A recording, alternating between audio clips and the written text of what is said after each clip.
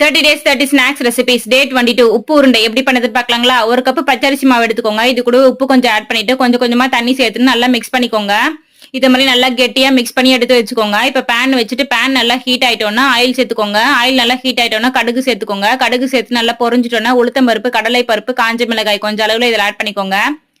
Add பண்ணிட்டு நல்லா fry பண்ணிக்கோங்க. ஃப்ரை பண்ணிட்டு பெருங்காயத்தூள், தேங்காய், கருவேப்பிலை இதெல்லாமே ஆட் பண்ணிட்டு நல்லா வதக்கிக்கோங்க. வதக்கிட்டு நல்லா பொரிஞ்சிட்டோன்னே இது கூடவே நம்ம மிக்ஸ் பண்ணி வச்சிருக்க மாவை ஆட் பண்ணிக்கலாம். ஆட் பண்ணிட்டு நல்லா கலரிக்கோங்க. 5 நிமிஷம் கலரிட்டு எடுத்துக்கோங்க. எடுத்து வச்சுட்டு இப்போ வேக வச்சு எடுத்துக்கலாம். கடாயை வச்சுட்டு கொஞ்சமா தண்ணி சேர்த்துட்டு நல்லா ஹீட் பண்ணிக்கோங்க. ஹீட் பண்ணிட்டு இட்லி தட்டு வச்சுட்டு இதுல ரவுண்ட் ரவுண்டா உருட்டி இதுல வச்சிருங்க. இதே மாதிரி பால் ஷேப்ல உருட்டி எடுத்துக்கோங்க. உருட்டிட்டு இப்ப இட்லி தட்டுல வச்சுக்கோங்க. இட்லி தட்டுல வச்சுட்டு அடுப்பை சிம்ல வச்சு தட்டை போட்டு மூடிடுங்க. ஒரு 15 மினிட்ஸ் கழிச்சு பாருங்க உப்பு உருண்டை சூப்பரா வெந்துடுச்சு.